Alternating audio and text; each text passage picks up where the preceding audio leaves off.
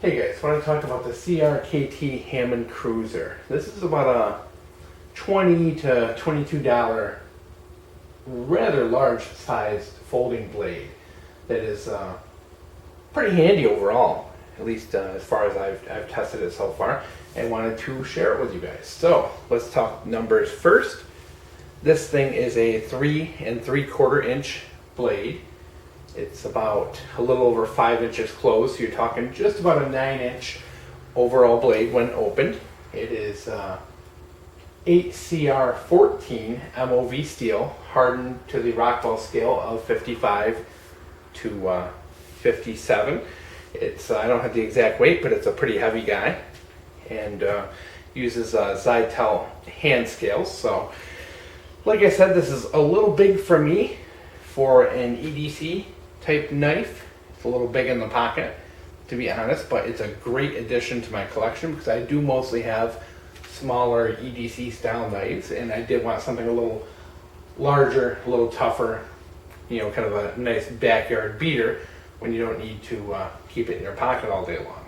So let's talk a little bit about the construction of this, and then we'll move on a little bit to the blade steel and my overall opinion. So as I mentioned before, it's 3 3/4 inch blade, so it's a nice size for kind of backyard use, camping, hiking, backpacking, that sort of thing. Now, it is a liner lock with an open pillar construction, which is really good, especially if you're using this for like hunting or backpacking, because you're able to clean all the grime and dirt out of here real easy just by running water through it. Makes it very easy to clean. Now, not everybody trusts liner locks, but you know, they are here and they're here to stay. And this one has a pretty decent liner lock. Nothing wrong with it. Seems to be thick enough to withstand any use I was able to put through it. But you know what? I've never had a liner lock fail either. I'm a firm believer in using individual tools for their individual purpose, so I don't use my folding knife as a chisel or hammer. So I've never had an issue with a liner lock failing. It has ambidextrous dual thumb studs, which are a little on the larger side, and they're kind of difficult to open because, you know, if you do get a good grip on it, that flipper tends to catch you in the hand if you got a high grip. So it is a little difficult to open via the thumb studs, but it is nice just for casual, you know, slow opening, especially if you want that quiet release there. The flipper is actually really good. It opens very well. Now, mind you guys, I'm left-handed and doing this behind a camera, so did want to get a couple flips in right-handed just to see how it goes. Flipper is very well designed in the back here. Overall, opens very well, and I haven't had to adjust it or apply any lube or anything to it. This is straight from the factory. There is a little bit of jimping on the back of the blade here, which is nice. It lends to a very secure grip because you do have this little bit of a finger choil kind of guard here, and a little bit kind of a palm swell in the back. Now these holes, unfortunately, you cannot. Let's just make sure I enunciated that. Sorry guys, being a lefty. Oops, I activated the lock, which we're going to have to talk about as well. This does have the lock safety up here, which basically turns this into a fixed blade knife. With it, you cannot deactivate the liner lock, so if you accidentally hit that, that can happen. You cannot use these holes in the back, as I said, for a paracord lanyard because, as you can see, the blade goes partially through them. So that is something, say if you're looking to cut a small string, you can actually run that through there without opening the blade and cut it. Really not tremendously useful. The pocket clip is nice and strong, good size, and it's adjustable for all 4 carry positions. So you can set that how you like it. Right now, it comes standard in a right-handed tip down. I'm probably going to reverse it to a right-handed tip up because that is usually how I carry. Even being a lefty, I tend to use the knives on the right side because, you know, typically the handgun is on the left. So I like to keep this as the backup. The blade is centered nicely, no problems there. Action is nice and smooth. The Zytel handles have this kind of neat honeycomb design to them, which provides for a really good grip. the grip on this knife is actually fantastic. You know, if you're going to be using this for heavy use, this is a great knife for heavy use because it does have that nice kind of ramp there with the jimping for your hand. It's got that nice guard kind of built into it. You know, a little bit of that palm swell there as well. This is a very sturdy knife in the hand. Surprisingly, this is not something that's going to slip out when you get wet. It allows you to do a couple different grips as well. You know, you can really kind of do a reverse grip as well, a few other different things, depending on how into that you are. So, overall, nice construction, nice build. Only complaint, it's big, but I knew it was big when I bought it. I wanted a backyard beater. That's what this is. This is a backyard beater, a trunk knife, a camp knife, something, you know, that's not going to be in your pocket all day long. Now, not to say this may be the perfect size for you guys. I'm not saying a large EDC is a bad thing at all, but too big for my personal preference. So, let's move on to blade steel, 8CR13 or 14, excuse me, MOV. Sounds familiar? Why? Because a lot of people are using 8CR13 MOV, such as like the Spyderco Tenacious, the Sanren Mu knives, all those kind of inexpensive Chinese knives are using the 8CR13 MOV. 8CR14 is very similar,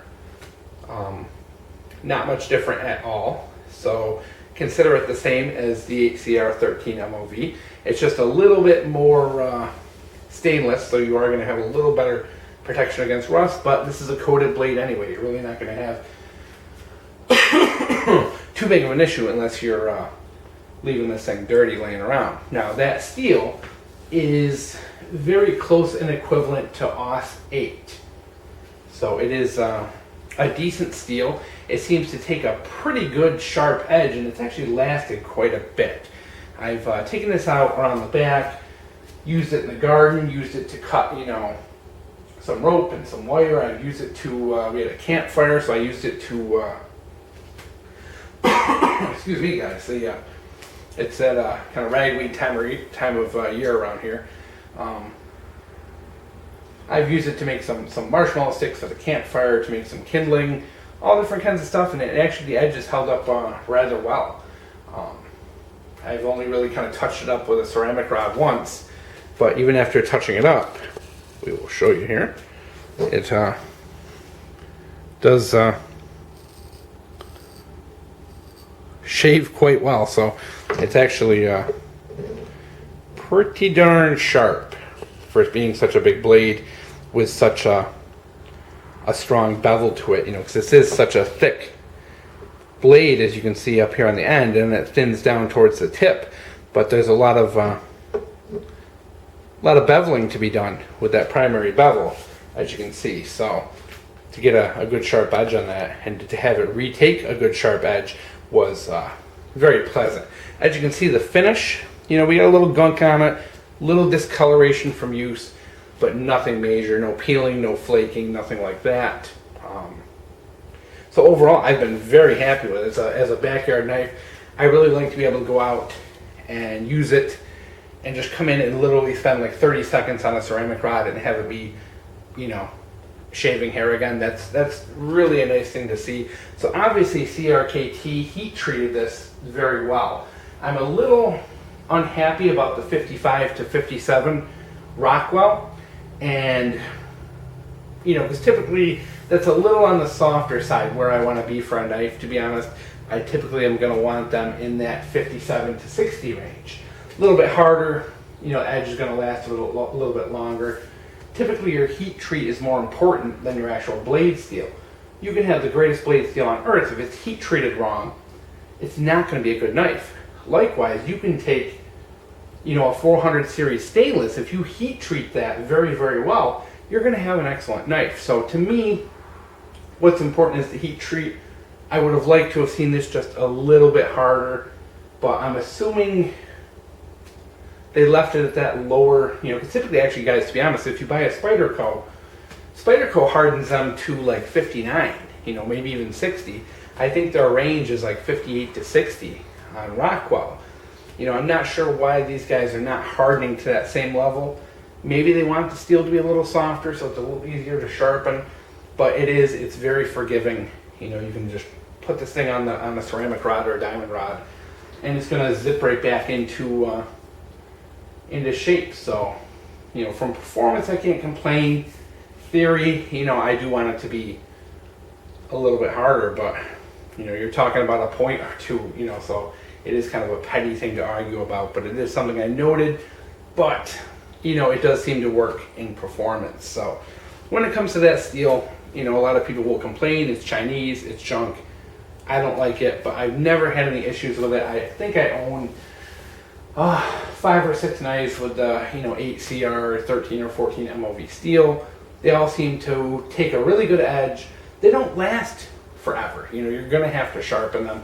You know, you really do have to spend, you know, the extra money and get a good blade steel if you don't want to sharpen frequently. So knowing that, you know, this is a $20 knife, inexpensive, big brute of a knife. You can do a lot with it, and it's a great knife if you're a beginner. Practice your sharpening skills, and you know, guys, you're not going to have to sharpen it every time you use it. You know, you're going to have to sharpen it after hard use. You're going to have to sharpen it from time to time. Don't let the blade snap fool you. So there you go, guys. The CRKT Hammond Cruiser, very well put together little $20 knife. Probably one of the best on the market in that price range when it comes to large folders.